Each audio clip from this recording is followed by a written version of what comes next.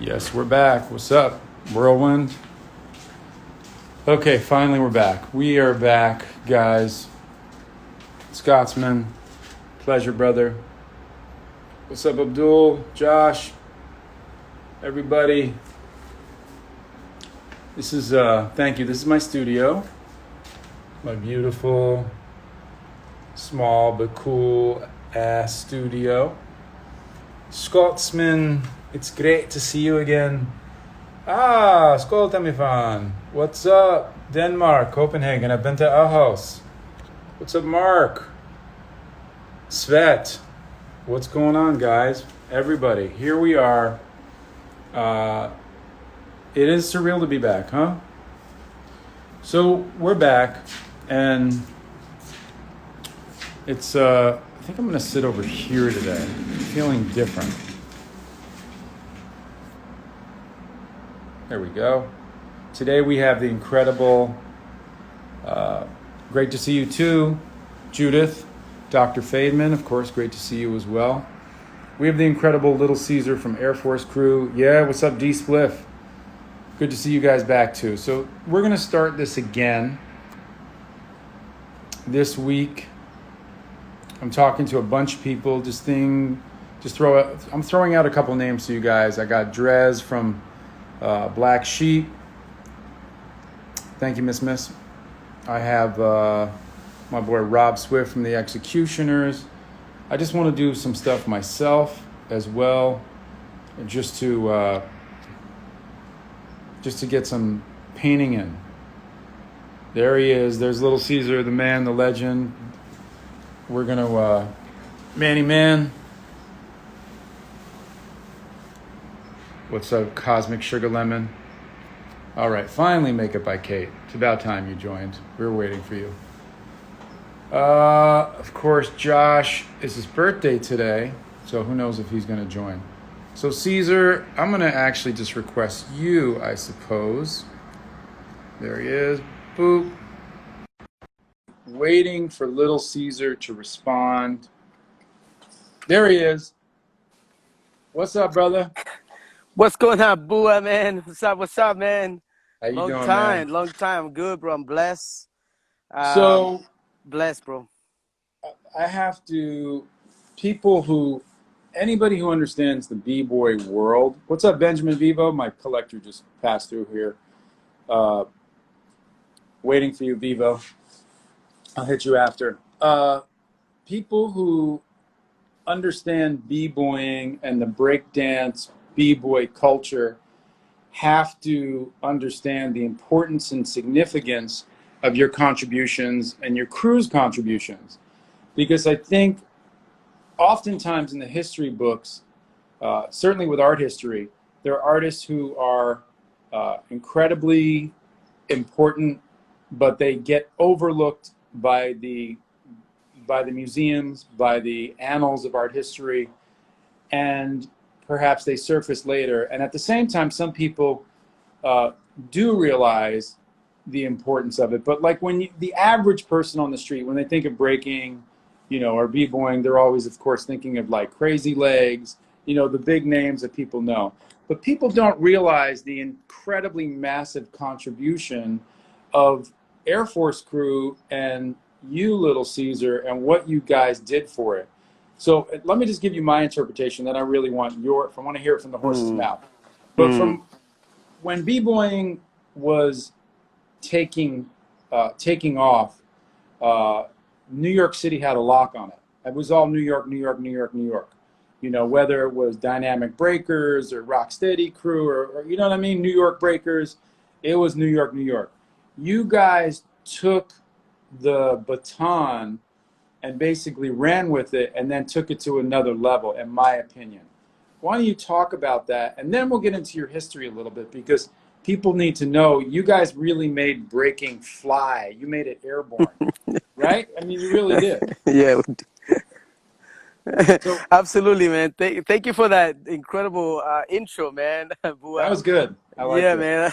That was really good, bro. You I'm couldn't have said it. going to turn my air conditioning off as I pat myself on the back for my incredible intro.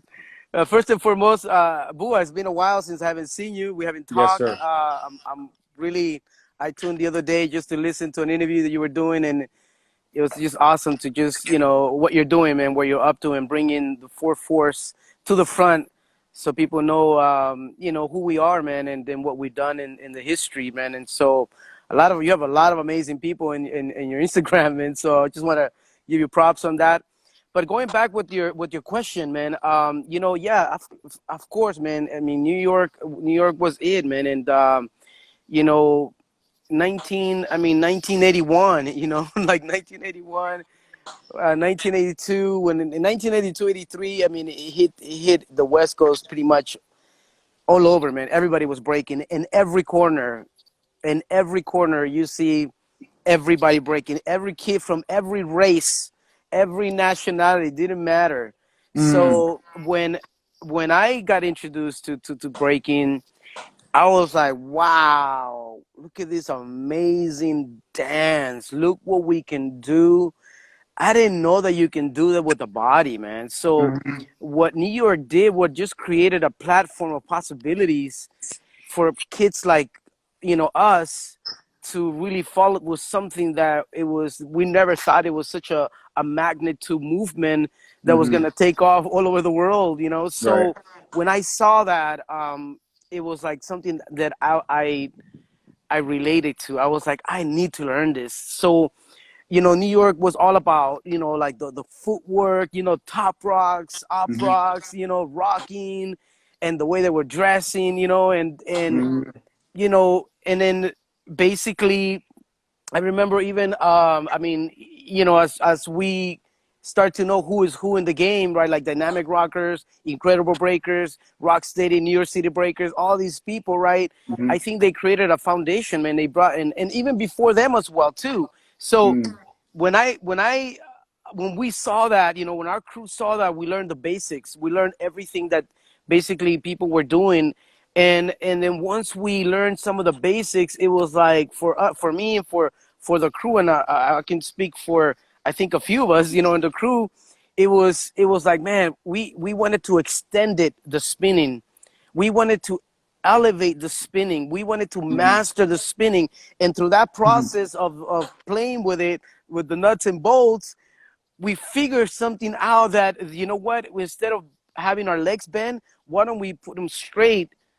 And it just when we started experimenting, we felt very dynamic to this is the dynamic force. So for instance, like in New York, right? New York was all mhm, about drilling a mhm, head spin, boom, get up and bah, mhm, fresh, right? mhm. Well, we embraced that, and then but we wanted to spin more. We wanted to Right. do more rotations. We wanted to play with it, and that's when like the baby head spins, all the different styles of head spins that you can see nowadays. I think we did a contribution of we went from a windmill to 1990. We were the first ones who did that. Mm, A combination that it was so impossible back then. I mean, windmill to headspin was it at that time. Like, right. whoa! But when you go from windmill to a 1990 to a handstand and then spin, that gave a whole different dynamic, a whole different air. And we started playing with that. And a lot of people relate to us like, oh, look at those guys, man. Those guys could fly. Look at those guys. And there's a few of our Mhm, guys on our crew used to wear Nike, Air Nike. And mhm, there comes air, there comes airs, right? So once we started figuring out, and we were like that young generation, uh, we said we need a new name, because of the people were started calling us, man, what you mm. guys were doing, you guys are flying, you guys are so dynamic, it's incredible, the speed and the way that we were doing it, and that's how the name came about, because of the air, we were flying in the air. We were just taking off basically, and then we were doing it with such a magnificent force, that we just put those two names together, and we just like, okay, well, let's just call it Air Force. And at that time, we were just doing it. We were calling it Air Moves, basically. So, So we were an extension of what was already created from, like I said, all the groups that I just mentioned earlier before. so, you got to wonder now, uh, in history with 2020 hindsight. And by the way, shout out to Why Not, one of the best in the game, giving you mad props over there. You got to really think about this. why did you guys take it to the next level? And I think we got to go back to MacArthur Park. Let's talk about the origins of your crew. Little Caesar and Willpower. I don't know about Orko or any of the other guys. Animation. I don't know where they're from. But is Orko from MacArthur Park as well, or? Yeah, Orko is within the a good 3 mile radius. Belmont, Belmont, Beverly, and Okay. Beverly and Union. So you guys came from MacArthur Park when MacArthur Park was fucking dangerous, right? Let's talk about that. Let's talk about you really. And look, I've talked more to Willpower in terms about his childhood than I've talked to you, but I've heard stories and fables, giant fables of you. Now, Little Caesar, they call you Little Caesar because you're a short guy. But apparently, growing up in the hood, pretty you were pretty feisty. You were a fighter, am I right? That's And you right. had to deal. You came from the hood, as you know. MacArthur Park was definitely very scary, and you had Mara Salvatrucha, right? You had the Salvis. You're Salvadorian yourself. So is Willpower, but you have really is Orcos Salvadorian as well? No, he's from Nicaragua. Okay, Nicaragua, and who else was in the crew? Willpower, Little Louis from Little Guatemala. Lewis. Yvonne from the U.S. We had also Kid Tough, who was a part of us. We had Stephen Bobby. We had also, just family members like Edwin. You Mm-hmm. know, it But the was real also core crew was like, Air Master, as well. right. Casper was down with us as well. So, Okay. uh, But the original crew, the nucleus is like you, Willpower, Animation, Orko. Orko. Yeah, okay. So you came from a very, dangerous neighborhood. You had, Mara Salvatrucha, who was, is known to be a very dangerous, scary gang. Um, And tell me how, first of all, how did you survive that? And how the fuck did you not get involved in gang banging, but you kind of went the other way? And did you have to get into a lot of fights? Because I know with Willpower, he was not a fighter guy. He was, he went the skateboard route. But with you, talk to me about that, because I'm sure you have a million stories that people are going to be like blown away. Because I've heard stories Yeah. about you and about how Yeah. you're a little firecracker and a scary motherfucker yourself. Absolutely, I was, bro. You're absolutely on point. I can't argue. I Tell can't me about argue with that. you, man. So You, listen, I come from a third world country, right? And when war was happening at that time, so you learn how to survive. Being the smallest kid in the school and being the smallest around, you're gonna learn how to fight because yeah, you get beat down so many times that eventually you're gonna learn. yeah. So, and you're always on the watch out because remember, bombs were going off at that time, Mm, bullets were going off at that time, so there mm. was war happening, and it wasn't a pretty scenario, but it was scary, man. It was really, really scary growing up and a revolution what was happening in 1978, 1979 in El Salvador, and then it unleashed in 1980, and then I started seeing a lot of people dying left and right. So when you're seeing stuff like that is happening, when you're in school and you're the shortest guy, people want to pick on you, man, and you learn how to defend yourself. So Hmm. boom, forward 1981, come to the U.S. I come to one of the toughest neighborhoods, right? Hmm. Um, another neighborhood was South Central, right, which is South Los Angeles now. But Hmm. it was another neighborhood where there's so many gangs, man. There were so many. I mean, you hear it all: prostitution, drug dealing.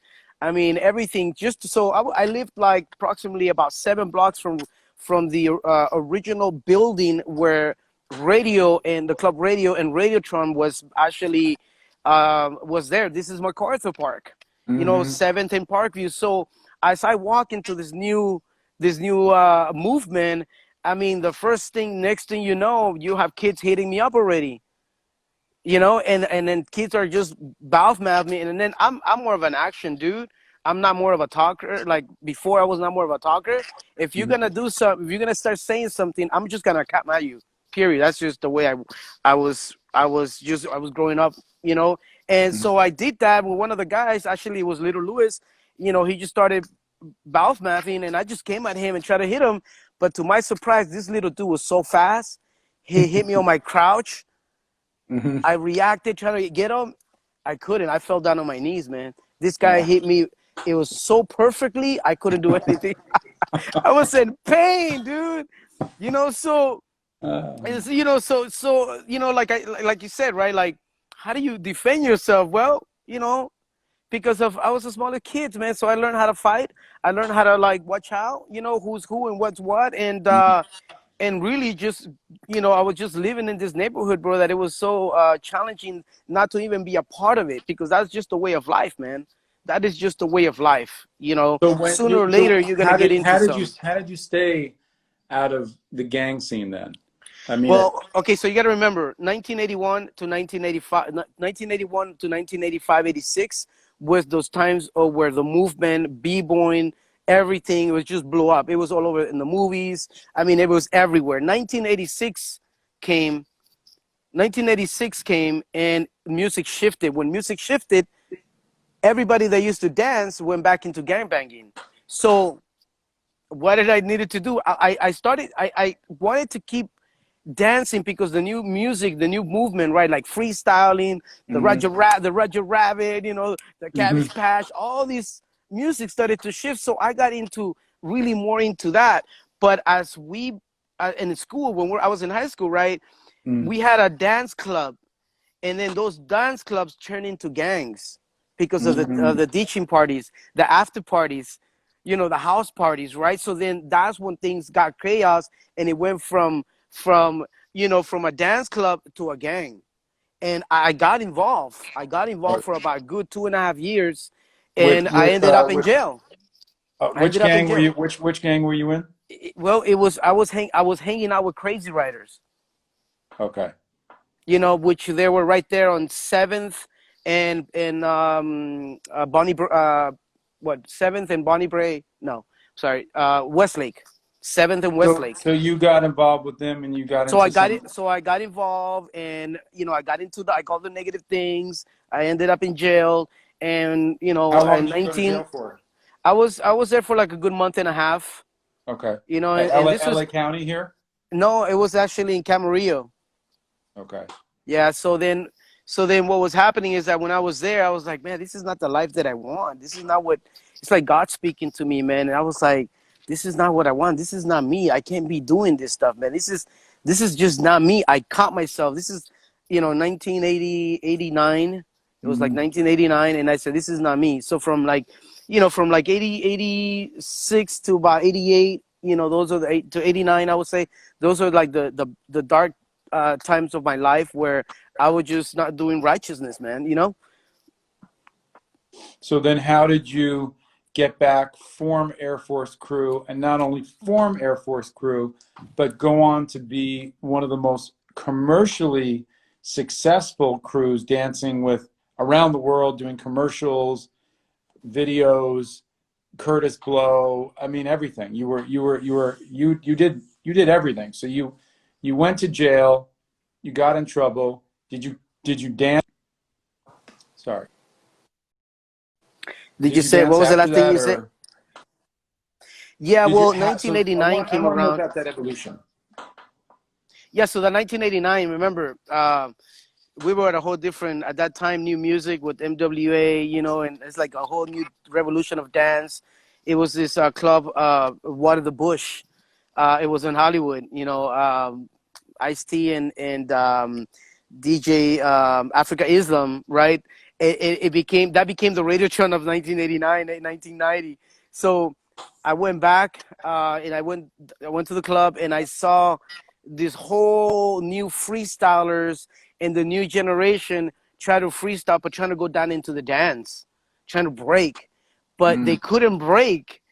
It was such a new to them that they realized that it takes, you know, it takes time to create a move. Yeah, As you know, Bua, you've done it, you know, you tried it, and one move could take you 3 years. You for know, so the sure. new, the new generation was It's an trying to, art. Yeah. when you try to do that, and then Robbie, this b-boy named Robbie was there. Now, when I saw the level of b-boying, because he never stopped dancing, I was intrigued. I was like, whoa, it just inspired me all over again. I was like, I was moved, and I was like, you know what?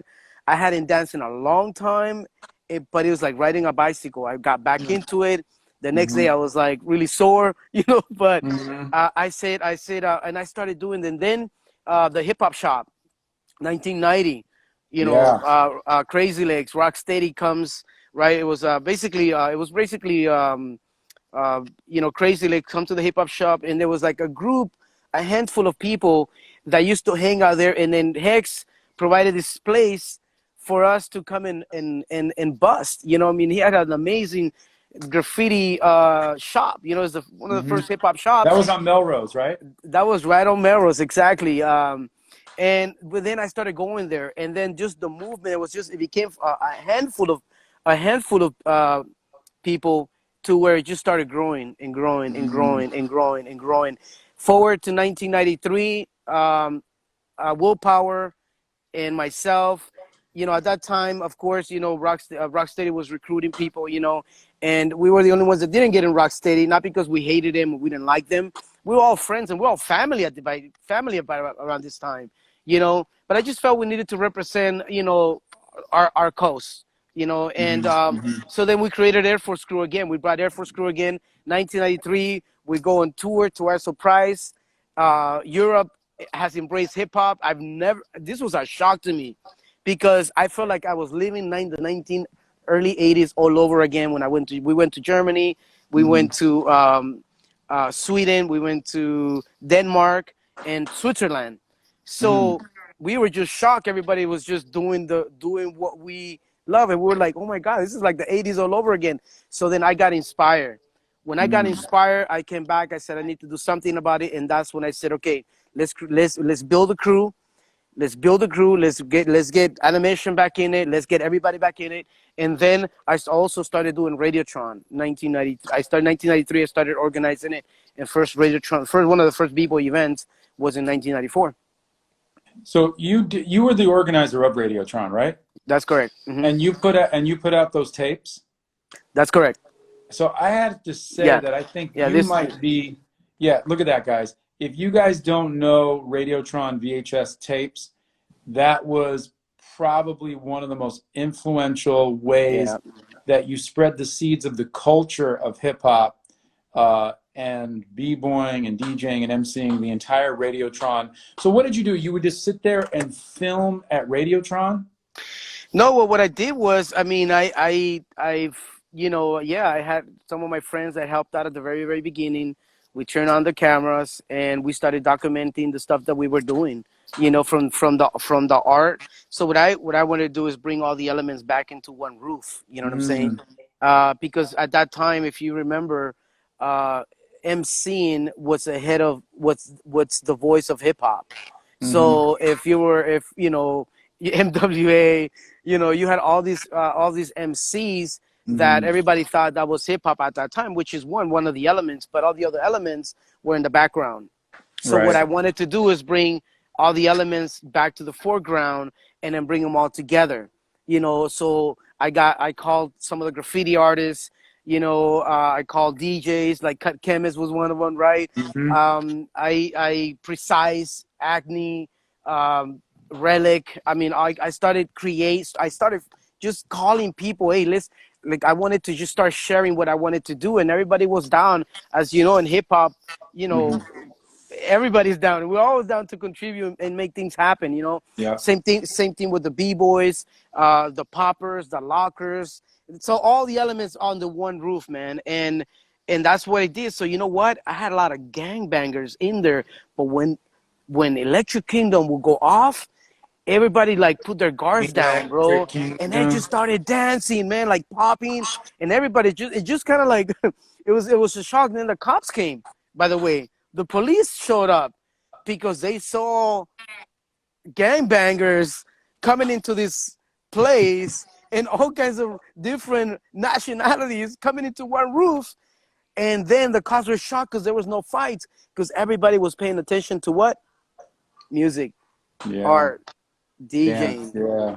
right? So that was Mm. very intrigued. The cops were very shocked that how come you don't have any fights in the midst of different type of individuals or different gangbangers, basically, but music brought us all together. You know what I'm saying? So So that's how I started. I started with Radiotron, started documenting, and one led to another. I said, you know what, I need to put it on video and start spreading the word, because obviously I was on a mission to actually start the whole movement again and shift and bring b-boying back to where it belongs, as well as all the other elements, with it, I mean, I think you did with the VHS tapes. I think as much as Beat Street spread the culture, the scene in Flashdance, these are the seminal things that That's right. not the seminal moments, per se, because the seminal moments people weren't necessarily there, but it was these pointed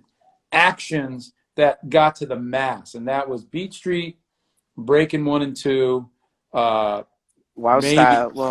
Well, Wild Style Wars for sure. Before that, But and then Body Rock was another one. Body Rock, Crush Groove, I guess. Crush Groove, yep. But I think your tapes, I would say, the Wiggles tapes, because he put out a lot of those tapes that I used to buy, and then Radiotron, which I used to get as well. So I think those absolutely those very few things allowed hip hop to sell. And how were you selling those tapes? Were you like just doing that shit from your house, or did you have, did you have a distribution center? You probably didn't have a distribution center, right? You're looking at it. You're looking at the distribution center. Yeah, I So also how would someone order? I forgot how I ordered a tape. Would you like mail it in? Well, yeah. You would send a money order. Yeah. You would send a money order to a PO box, and then I will receive that, and then I will send you the tape. And it didn't matter where you're at. I have an interesting story because Russia. I remember someone hitting me up from Russia, called me, and they're asking me, "Hey, we want those tapes. How much are they?" And I said, well, they're $30. And they were like, holy crap, are you serious? I said, yeah. He goes, wow. He goes, it's going to take me a month of work to actually buy this tape. And I said, what kind of work do you do? He goes, I work on a bank. I was like, what do you mean you work in a bank? You make $30 in a month? He goes, yeah. I was like, oh man, I just felt moved by that. But I was like, you know what? Just pay for the shipping. I'll give you a tape. And but just so places like and that basically all the way around the world, man. And until a store in Melrose by the name of Workman's Outlet picked that was basically another, if you wanted to call it distribution, that was probably my distribution, because we started distributing those tapes. And you're right, Wiggles, and I forgot to mention, Wiggles was a member together with Legs that came out here to the West Coast, and then started spreading it because they were on a mission as well. So we were just joining each other's mission and just to get everything back in, b-boying, we're back where we're supposed to be. And then, man, we did a lot of work, man. It was a lot of work. And then Wiggles videotape actually was the other one. Yeah, there was another video by Wiggles, but basically that was basically it, man. That was your Beat Street. Those days were your Beat Street, like you were mentioning. Yeah, it's weird because people don't think about, like, if you had a timeline, you had a hip hop history, the Radiotron tapes and, the Wiggles tapes, all the movies, the commercials, all of these little things added so much to the culture, because before your Radiotron tapes, a lot of people just had no exposure to that. And certainly not to the, to the LA culture, because you guys had such high flying acts, like the way that Willpower would catch air with his Windmills, the way that you would be able to create a ridiculous, you were known for a headspin that was the greatest headspin in the world up until that point. Before, people became super hyper specialized and were able to do like 10,000 headspins at 16-year-old, like a 16-year-old from the Netherlands. Or, now, you see stuff online now, you're like, that's crazy. But, and a quick shout out before we get into the trajectory of Air Force Crew in terms of your celebrity and how far you took the culture. But shout out to you now. How old are you, Cesar? I'm 51. 51. And you're still b-boying, correct? Yes, at 21. Yeah, and you're still incredible because Thank you, man. I saw you battle Ken Swift. And you know, one thing, it's interesting because some people's skills diminish and some people's skills diminish at a lesser rate. What do you attribute your at 51? How do you do so many strong, powerful windmills, head spins? How do you keep that? Because it seems like a lot of b-boys. I'm not going to mention any names. Pretty much all of them. No, I'm kidding. I'm not going to mention any names. But how do you? No, seriously though, because motherfuckers be losing skills, like myself included. Like I can see.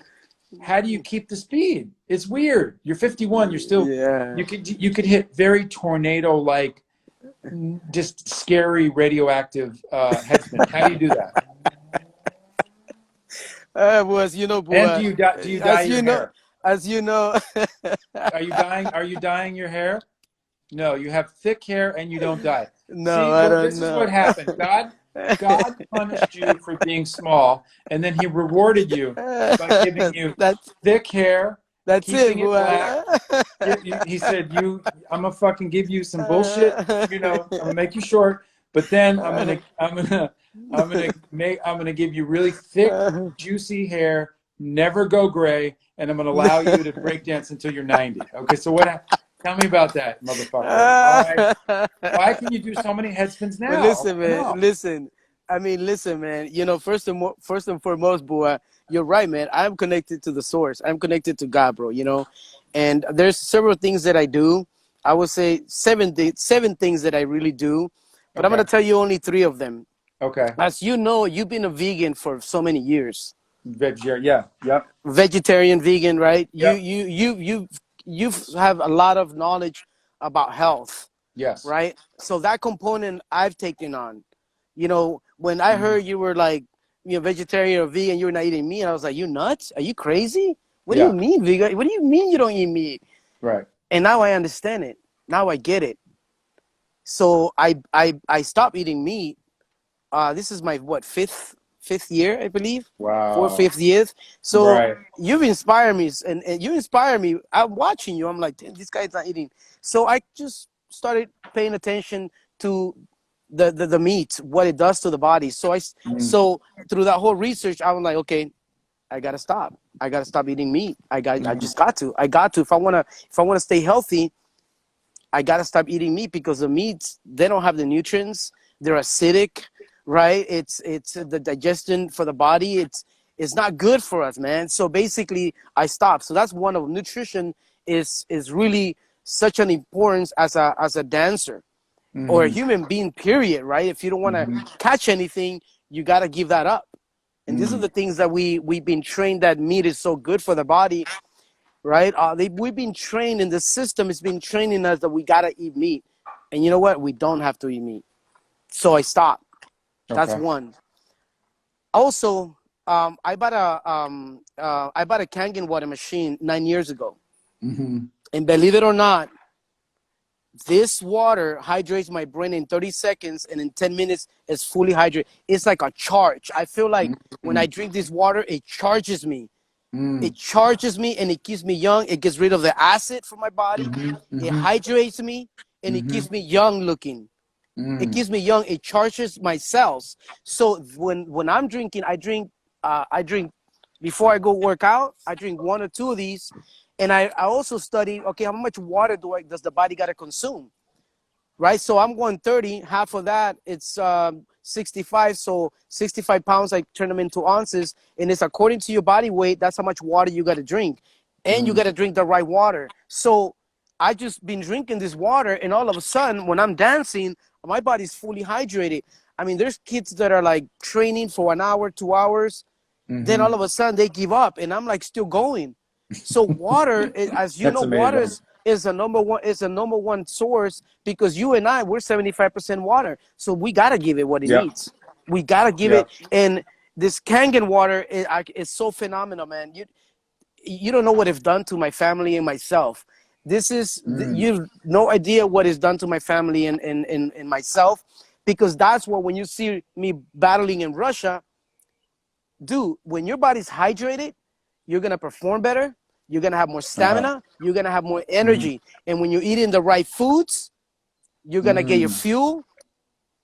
You get that? So you're gonna get your fuel, and here, this is the third one. This is the third one. Your vitamins. Your vitamins, man. I have my vitamins, so I figured out, and I got my perfect combination. Is my What water, is that? my food, and my vitamins. You gotta give vitamins to the body, as you What? know. You Yeah. gotta give vitamins to the body. What vitamins are you So taking specifically? I'm taking what is called Ukon. It's a Japanese supplement. Mm. It's a Japanese supplement that has all the minerals that the body needs, basically, all in one, and it's a vegan capsule. Okay. Okay. It's incredible. So that lubricates my joints. I'm for the grace of God, I'm not injured, bro. You know, and Yeah. my body is lubricated, bro. I feel like I'm living all my 20s all over again. So Wow. and this is where you see in the battle, because the energy level is just like I was just cruising, bro. Yeah. I was just cruising.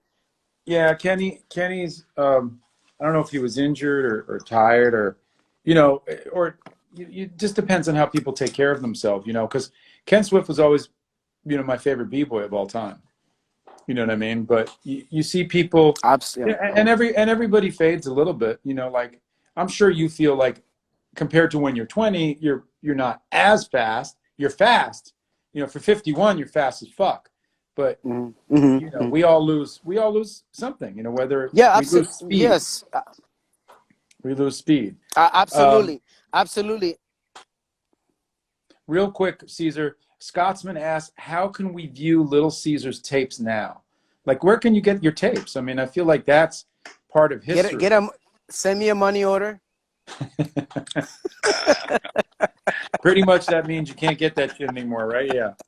No, I have them. I have some tapes. I also put them on. I put them on DVD. I have them on DVD as well. You know, for Oh, cool. anybody that wants to do, you know, collection. So I have a couple. I have a couple. So what do they do? Should they just DM you here? Can you Yeah, sub, Judith? absolutely. Can you post quickly in the question Caesar's email? I mean, I'm sorry, Instagram account, so that we can, you know, people can follow him. Okay, cool. So let's get back to, because we have 23 minutes left, and I really want to get to the important stuff, which is, so you're back in Air Force Crew, Radiotron's going, and all of a sudden, you, Willpower, Orko, Animation, you guys start getting booked all over the world. Tell me some of the videos, some of the movies, some of the places, and some of the artists that you dance with. Yeah. So, yeah, man. I mean, we've after we've done all the work, you know, and we had the crew back in full force at a level. It was a really crazy level, like you said. We started networking, man. Everything's in the network. Yeah. Everything is in the network. We started meeting Curtis Blow in Japan when we were traveling. People started calling us, you know, in Japan, you know, Germany. We started, you know, just flying to different places. And through the process of that, we started meeting people. We started performing. We got Animation back. We got Chuko, Hugo, yeah. you know, we you know, Willpower, right? Robbie and all of us, basically, we're a full force. And we started getting into the film industry, you know, doing commercials, started working with Madonna, started working with Janet Jackson. I mean, started work even, you know, we even landed at the Jay Leno TV late night show. So it was just, you know, like I said, this network of people who is doing what, we just connected, you know. And when they saw us perform at the clubs or shows or in different locations, it's just connecting the pieces, man. And that's how we got the ball actually going. It went from doing commercials for, you know, the Gap. Remember the Gap commercials when they came out, the khaki pants and all that? You were doing that, like breaking? Right. I was doing the headspins, and, you know, I mean, what? I was there for like 3 seconds with, it was, you know, it was a hip hop commercial, basically, Yeah, man. I You remember know, that one. you had Skeeter Rabbit, you know, in there, you know. Shout out to Skeeter Rabbit, and also shout out to Rest in peace. Rest in peace, peace Skeeter. to Skeeter, and rest in peace also to Animation. You know, Absolutely. Yeah, to a absolutely. lot, we've lost a lot of great poppers. I mean, Skeeter Rabbit, in my opinion, is one of the greatest of all time. When I first saw him, I kind of like lost my mind. I was like, that guy's ridiculous. Yeah, Animation man. too. I saw animation for the first time in Venice Beach before I knew you. I was like, who is this scary dude? He's so scary. He was great, but he was scary. It was, bro, and it was so scary. Then after that, you would search into your pocket and then give him some money. That's how Yeah, scary he was. yeah. He was like, yeah, you wanted to just pay that motherfucker. So anyway, So you did so Gap we started. commercial.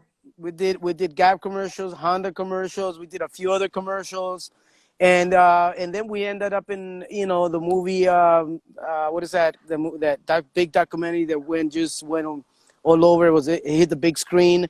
Precious Kids. No, Rhyme and Reason. Rhyme and Reason. Okay, and that's another one. Rhyme and Reason and Freshest Kids, both Right, were Freshest Kids. both were very Right, another contributing but factor. I tell you, man, this tape, believe it or not, I mean, so many people got inspired with this tape, including myself. But this right here, it gave us access to the world, and it gave us access to connect. This was our YouTube. Yeah, This is our exactly. Instagram, right? Yep. So and when people saw the level of b-boying, because it wasn't just Air Force Crew in this video, it was the Right. full-on movement, and then the new generation that was coming, that was very impactful for the next generation as well. So so we started touring, man, and all of a sudden we're doing shows with what's the other? I mean, so many artists, man. It's just, I mean, the list. There's You so were. I many of mean, them. you were dancing with Curtis Blow for a long time. Yeah, that was one of I the mean, that was one of the. long like. Yeah, we worked with him for so many years, and we still do. We did a show now. That's What we crazy. did a show about, I don't know, maybe about a year, 8 months ago, 7 months ago. That's We did a and we did a performance. shout out to your partner Willpower, because I think Willpower, like yourself, who's probably late 40s, is also still dancing at a very high level and Absolutely, performing. man. And he's almost 50, if not 50, and he's at the dancing at the highest level still. And I think it also has to do with the fact that you guys never stopped. I mean, you guys never stopped dancing. Just like it is, I'm sure nutrition, water, vitamins, all of that is a The huge spirituality. contributing factor. Spirituality, the belief in God, Absolutely. whatever's healing you, peace, tranquility. But I think the fact that you guys never stop, like when Willpower comes over, he skateboards over. Like, are you fucking kidding me? Like, he's not, he'll drive sometimes or Uber, whatever. But the fact that he's skateboarding and then practicing, you're Yeah. using your body. You're using your body, right? So Yeah. that has a huge, huge, huge positive effect. Yeah. And And so, go ahead. yeah, absolutely. And one of the things that I always learned from Willpower was the fact that this guy was always taking care of himself, and he will be the one telling me as well, hey, we got to stretch, we got to warm up, Yeah, he's really we into got to work, we stretching. got we got to work out, then we have to cool down. Yeah. So I learned from him how to do that. But Willpower, like you said, he has some dynamic windmills, dynamic flares, and he was doing things even in the early 90s that even nowadays people cannot do, man. Some of the level of difficulty of his dance, it was just out of this world, man, and just the perfection of it. You know what I mean? So much props to Willpower, and wherever he's at, much prop to you. And I know we talk here and there, but yeah, man, his level of dance was is so amazing. That's why And, that's what made Air Force so dynamic, so powerful. Because all of us had his own individuality, a character in the way we actually danced. and Orko too. Let's talk a little bit about Orko, because Orko was known at one point for being probably one of the greatest b-boys of all time. And I think was he living in New York as well? Well, like you said, bro, Orko was, I think, one of the best, if I would say probably in my book, the best b-boys of the 80s. Mm-hmm. His level and the contribution he did to this culture, abundance of possibility, man, that he was one of the first Latinos in hip hop and b-boying that took the dance to a whole new level, that inspired thousands of people because of the combinations that he was doing, like, you know, and the moves that he was actually that he created or extended or mastered as well. You know what I'm saying? So yeah, much props to Orko, because without Orko, man, and I think we will be it's just a piece that will be missing. It wouldn't work. It would not be the same. So much props to him, because he inspired me as well as a team member. You know, being around each other, inspiring each other. Look at what he's doing, and you know, and just inspiring each other, man, to be better. You know, just to be better, man. So absolutely, Orko. He's from Nicaragua, Latino, and man, I tell you, everybody wanted to be like Orko, and everybody wanted to battle Orko at that time, because he was it. Hey guys, so we got a little time to ask a couple of questions. Everywhere Log says, "What's your advice for today's artistry, especially since time has changed?" What is? I don't really understand that question. Everywhere Log. Yeah, I was about to say, can you be more specific in what? As an Ask artist in that, can you general? ask that question again, artist? Is there any specific? Okay, he says, Svet says, what are the vitamins that you take called? You know, message me and I'll tell you a little bit more about it. I'll send you some information. But, you know, for the sake of time, you know what I mean? Message me and I'll give you some information about it, because you know what? These vitamins are no joke. If you're dealing with inflammation, pain, the results are so incredible, man. Like, I've been taking it since 2010. And I tell you, message me. I'll send you some information about it, just because sake of time. Guys, so just ask questions in the question box. Don't ask me questions in the comments, because it's easier to post it and it's easier to read. So Cesar, so you dance for Janet, you dance for Madonna, you dance for Curtis Blow. You were on Late Night, you know, commercials up the wazoozy. What other? Where else did you go in the world? Because I know you guys. I've been friends with you guys a long time. You're always going somewhere. And we didn't even talk about the fact that. Go ahead, just tell me real quick, because then I have something more important to say. I mean, so, you know, just like we were very, very fortunate and very blessed. Thanks to God has always been watching us, man, and opening doors and possibilities, man. And we've been over 50 countries, man, and at least 3 or 4 in each country, because we always went back. I mean, we even got to go meet the Eskimos. Put it this way, man. I mean, we've gone. It's amazing the power of this movement.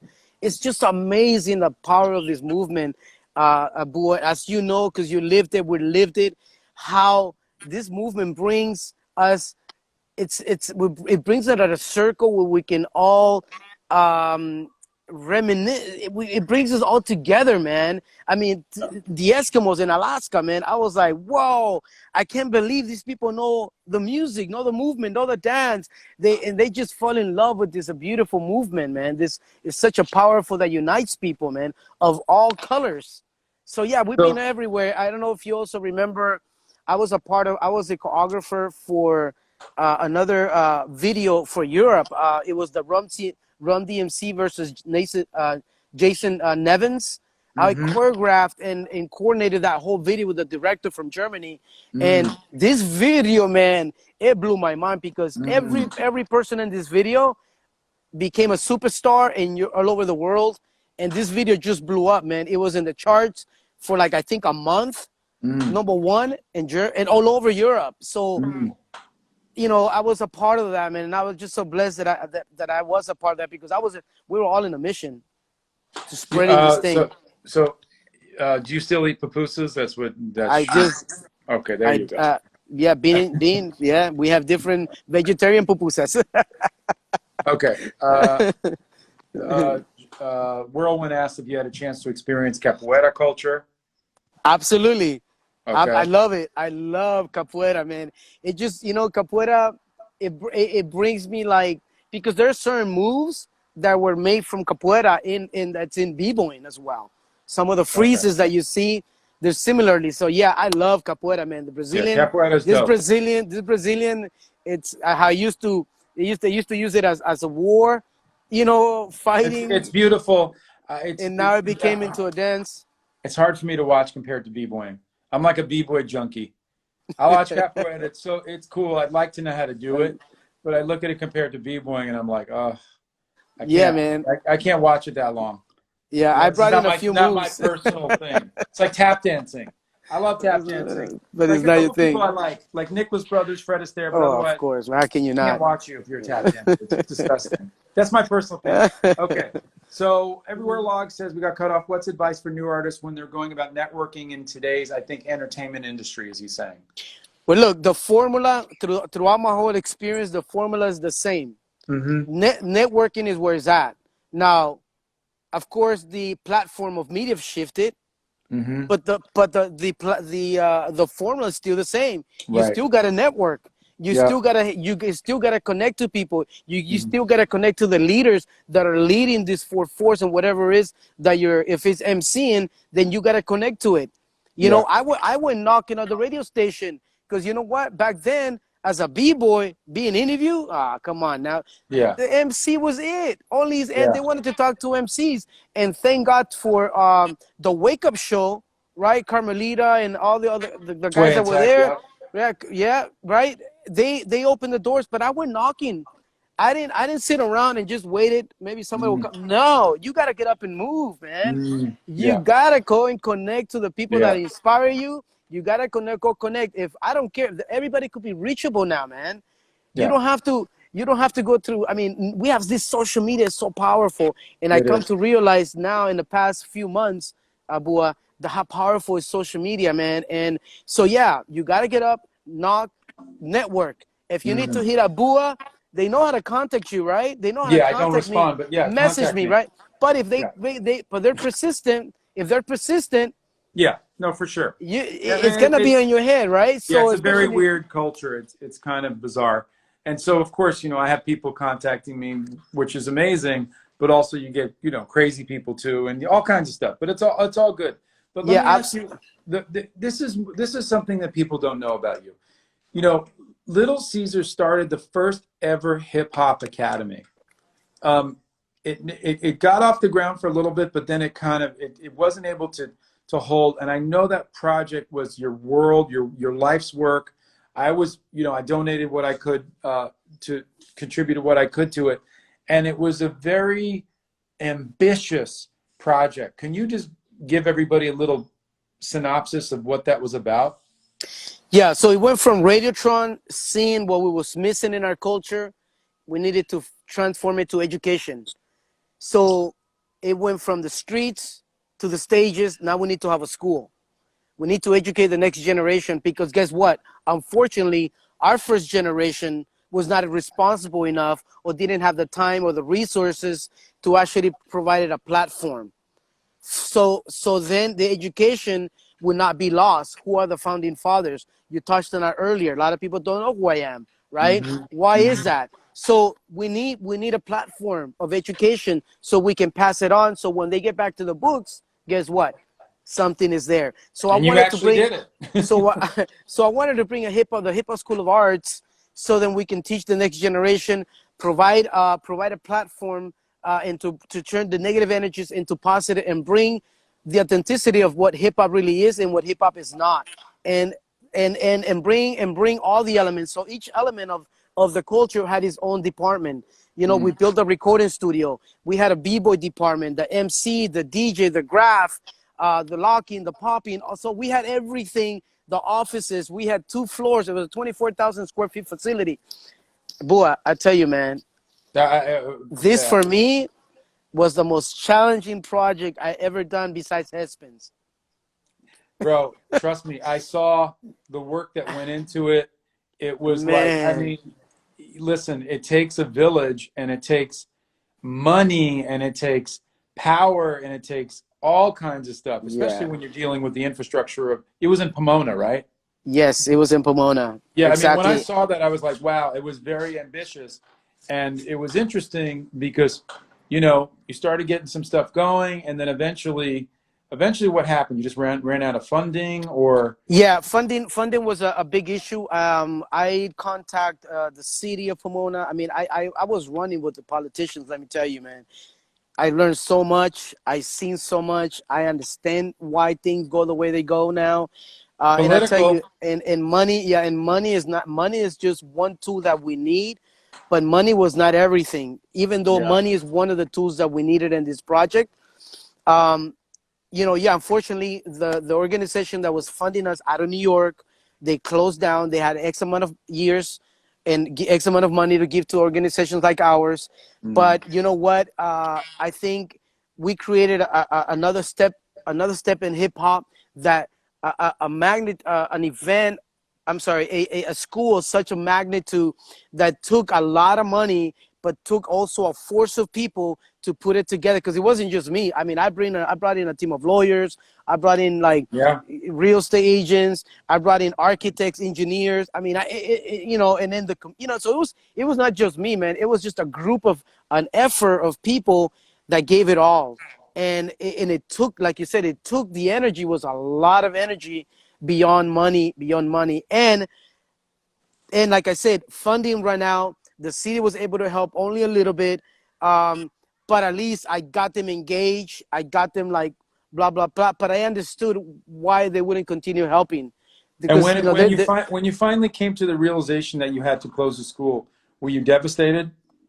Was it of hard for you? course, Yeah. of course. My wife and I, we went through a very challenging moment. But guess what? God sent us the right person. This guy named Richard Martinez came in and really, you know, my wife and I were both Christians, and you know, he came at a time. God sent him at a time to help us to connect to God and actually learn how to let go of something, how to let go, and took us to the process. So in the middle of chaos, my wife and I, we got closer. In the middle of chaos, we got more in touch and rooted with God, got to understand it. In the middle of chaos, I understood the spiritual warfare that was going on, and how demons are attacking. Hmm. It's crazy. So we got more connected to God and more rooted, bro, that we were going through that phase, and when Jesus said, "Peace be still," we experienced that. And Mm. yes, at the very beginning, it was, man, we losing the dream, and all the efforts and everything that we went through. It was very devastating. But at the Yeah. same time, God allowed me to look at all the great things that we did, because we did an impact. We created an impact, not just on the youth there, but also with demons, with racism, with in the world of like learning how things are being run, because there's a structure in place that it's so hard to be broken. You know what I'm saying? So I thank God for my wife and I, man, because my wife did so much as well, and we were able to let go. And all God told me is, you know what, take care of my family. And sometimes I don't understand why it happens, and I don't have to know why it happens, but it happens, and only God knows. But I'll tell you one thing: demons are attacking. There's a spiritual war going on, Hmm. even right now. What's going Yeah, on? for sure. There is a spiritual evilish stuff that's going on, that we gotta be aware and get rooted to God's love, because you know what, that is the key, man. And God got us through that process, and thanks to Richard Martinez, that he came at a time where we needed him the most, because through him God showed us many things. And so So, we let go. So I let go, and it was no longer, it was never mine anyways. It yeah, belonged to the never, community. yeah. And ironically, now all school is going to move to online. Anyway, bro, we only have 30 seconds left. So thank you, bro. I love you. Thank you for sharing your wisdom. Follow Little Caesar AFC, which is an acronym for Air Force Crew. My longtime friend, one of my great friends, really my family member at this point of life. Um, I would like to say my uncle, but you look like my son. You're so young with your thick black hair. So, but I love you, bro. You're the best. Yes, baby. Yes. I love all you Ragers. I will be back. I'm coming back tomorrow with Troy, and I'm going to have a lot of people. And Little Caesar, love you, brother. Thank you. You're Thank the you, bro. best. Thank you for having me, bro. Thank you. Thank you. Of course, Thank you for bro. your My country. pleasure. Thank you for contributing to the Hip Hop School of Arts as well, bro. Thank you. No, my pleasure, bro. Peace.